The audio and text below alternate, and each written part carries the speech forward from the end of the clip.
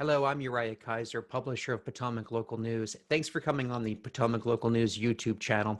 Today I interviewed Manassas Fire Chief William Garrett. He's new to the job, has only been on just the past few months, and he talked to me about his first impressions of the job, of the city's fire department, and about what it will need in the coming years. And in this video, we're going to talk about his vision to add 9 new firefighters, career firefighters, to the city's department. He says that that will give them the staffing levels that they need to adequately serve the city. That will cost at least $500,000 over the next 10 years. The chief also talks about a new fire station, Fire Station 21, that is coming online in 2021. It'll be open next year. Here's our discussion. On this fire station, this is set to open next year. It will bring the total number of fire stations in the city to, I believe, 3 or 2 fire and 1 rescue station. Yeah, so this is in some kind of ways part of what I've been brought into and buy into, which is the evolution of our system of services here in fire and rescue. Currently today, we have 2 fire stations, the current Greater Manassas Volunteer Rescue Squad and the Manassas Volunteer Fire Company. And when we open up the new facility, the Greater Manassas Volunteer will move to the new Station 21. The old facility will become part of the city's facilities and property owned in the cities, and we will be able to utilize the space for logistical purposes. The volunteers will be able to lease back a portion of the building, Hutton Hall, which I'm sure you're familiar with, so that they can continue to manage their organization in that way. And then there's some other small conversations on what else would happen with that facilities. But what that profile does is we still have 2 fire stations in the city. We'll have the new Fire Station 21 and the current Fire Station 1. So there won't be 3 fire stations per se. Does that make sense? It does. It does. And so the one that will be used for city maintenance and with the hall, that's the one sort of at the courthouse. Is that correct? Yes, that's correct. Gotcha. So after this project, it doesn't look like, and I think this really says it right here. There are no new projects proposed for the public safety program after this fire station opens next year. That's it. According to this CIP document that I'm looking at. But I guess the question is, should that be it? As you come in and you get a lay of the land, you see what the needs are. What else should the city be looking at in terms of investing into your department to make sure that your crews have what they need to serve? Right. Well, I'll share 2 perspectives. One is we got to keep in mind that this department is very young. Only been in 12 years or so in the establishment, and there's still some functional areas that we're kind of managing, by virtue of collateral positions and all, to grow the organization. The second part of that is I believe it was 2008, if not sooner, maybe 2010, there was an evaluation done of the city and the department to identify the level of risk in the city by virtue of the demographics, the type of buildings, a fire profile from water supply to the type of medical emergencies, and what our current status was in regards to units and units being staffed. And so what you have today is the results of what that study assessed as what the city needs to manage the risk profile from the emergency services standpoint.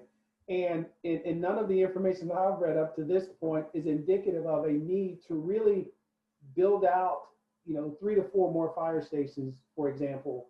But there is a need to increase staffing of our fire department so that we can actually have 2 fire engines in service on a 24/7 basis. And right now, we're working through a model where career and volunteer are working together to try to staff that unit, and we're able to do that a less than desirable percentage of the time.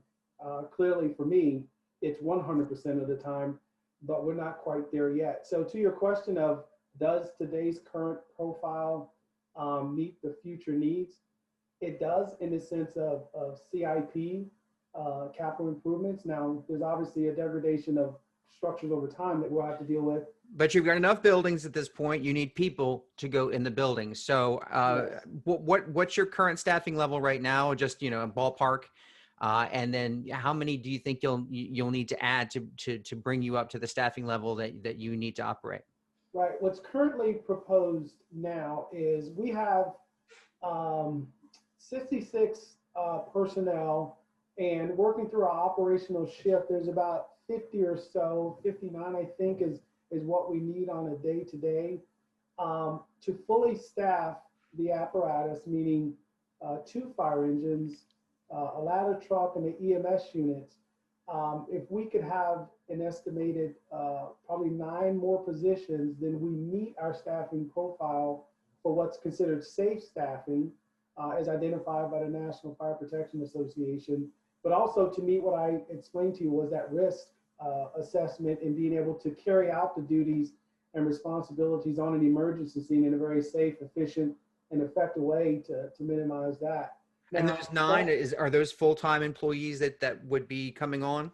yeah, those are full-time employees. Now, granted, I understand there's no money tree out back, and we need to be fiscally responsible in the way that we do it. What's happened here, Mr. Kaiser, is at one point, the volunteers in their commitment to the community were able to give us that supplemental staffing or be that primary staffing for the units. But as we talked about earlier in the interview, those numbers are depreciated, and that workforce is not there. Right. And so the city's having to maintain that level of where we need to be. We're working through staffing the units in a respectful way. So 2 questions for you. So when you look at 9 full-time employees, do you have a ballpark cost I mean, what's the average salary of a full-time employee or full-time firefighter starting out in the city? Yeah, well, I don't have those numbers here with me for the interview. I can get them for you though. But we start out at $50,000 a year as a salary. Right. And there's those other things that come with that, though, right? Can you tell me how many volunteers you have on the rolls versus full-time career staff? Yeah, so the document that I use when it comes to evaluating whether a volunteer can be on a unit for staffing purposes is what we call a uniform rank structure. And what that means is that the volunteer member has completed certain aspects of training to be able to be qualified to ride on the unit. That group is of a smaller portion of, let's just say, I think the Manassas Volunteer Fire Company may have 50 members that are volunteers, but there may be just maybe 10 that meet the uniform rank structure to be able to fill those spots. Yeah, so those be considered active volunteers. Active volunteers. Well, on a day-to-day basis, and actually each week, we evaluate their availability and match that up with what we can staff with the unit to determine how often we can put that second engine in service. Yeah. And so that number goes up and down, not just by virtue of their qualifications, but their availability. So to give you a hard number to say, we can do this many days of the week or throughout the month, and this is how we are kind of positioned, is really hard to do. So, so people don't get maybe the false sense of, well, volunteers, we have so many volunteers out there on every shift. In actuality, it sounds like that number may not be very, very high at all. Even though you're a combination system, there may be, a handful, maybe 10 or less volunteers on the shift at any given time. You're absolutely right. And if you don't feel it, I'm very cautious about giving you a number, because what I've done here is I've asked the volunteer leaderships, and we're having that conversation about doing an audit of who is actually available by either definitely by standard of training qualifications, but about availability, true availability. And those numbers haven't come back to me yet.